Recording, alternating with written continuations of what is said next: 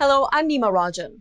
After days of unrest and violence over racial injustice and excessive force by law enforcement, both across the U.S. and internationally, the protests sparked by the death of George Floyd are beginning to initiate conversations about what it will take to turn things around.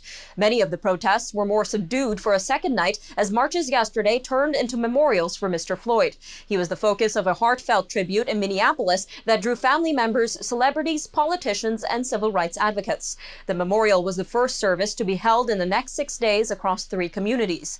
Today, marches are planned in Ottawa and Toronto to honor Black lives lost at the hands of police.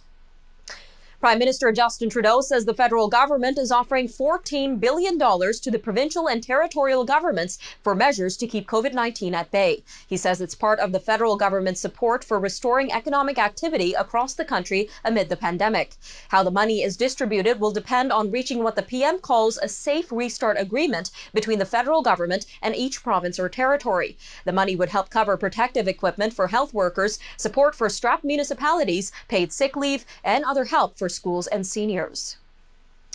Twitter has blocked a Trump campaign video tribute to George Floyd over a copyright claim. The move adds to tensions between the social media platform and the U.S. president, who is one of its most widely followed users.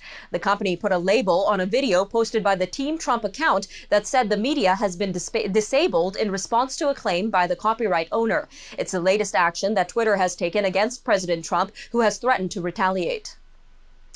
Statistics Canada reports a record high unemployment rate, even as the economy added over 289,000 jobs in May, with businesses reopening amid easing public health restrictions. The unemployment rate rose to 13.7%, topping the previous high of 13.1% set in December 1982 in more than 4 decades of comparable data. The increase in the unemployment rate comes as more people started looking for work.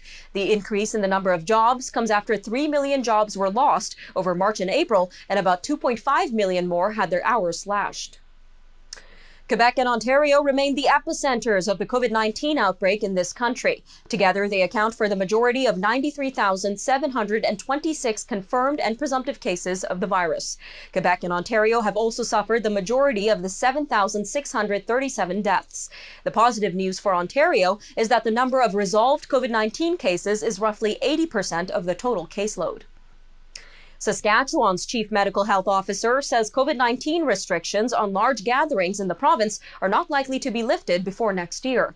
Dr. Saqib Shawab says he believes Saskatchewan won't be able to enter its 5th and final phase of its reopen plan to allow large crowds until next June. Next week, the limit on the size of indoor gatherings is to increase from 10 to 15 people and to 30 for those outdoors. The Migrant Worker Solidarity Network is speaking out after 4 temporary foreign workers in Manitoba tested positive for COVID-19. The network notes that these workers do the hardest work for the lowest pay, with 500 seasonal workers coming from abroad this year. It says provincial inspectors should visit farms where these workers are employed to ensure public health directives and social distancing measures are followed.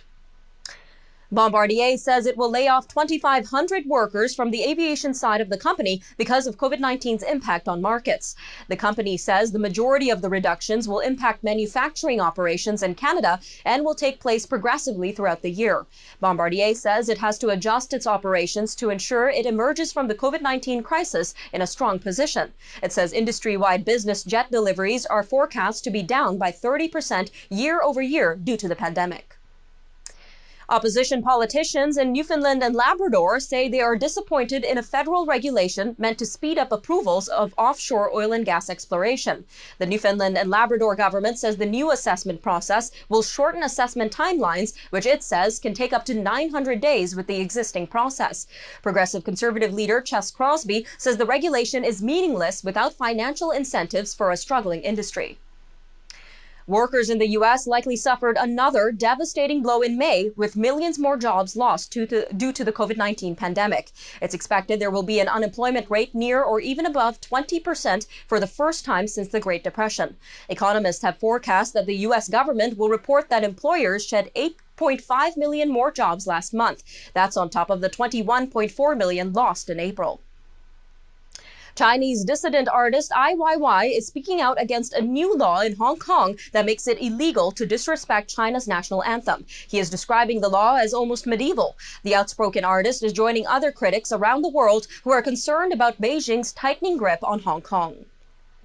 The United Nations says various conflicts involving armed groups and government forces in Congo have killed more than 1,300 civilians in the past 8 months, and violence has surged in recent weeks in eastern provinces.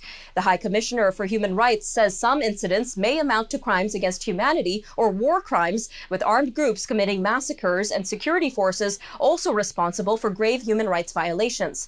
Medical charity Doctors Without Borders says the recent violence in Ituri province has also displaced more than 200,000 people.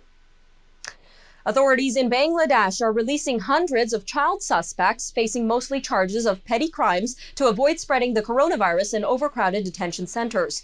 The orders for their release on bail come from virtual courts set up by the country's Supreme Court with the help of the UNICEF, according to officials. About 400 children under 18 have been granted bail in recent weeks, and over 300 of them have already reunited with their families.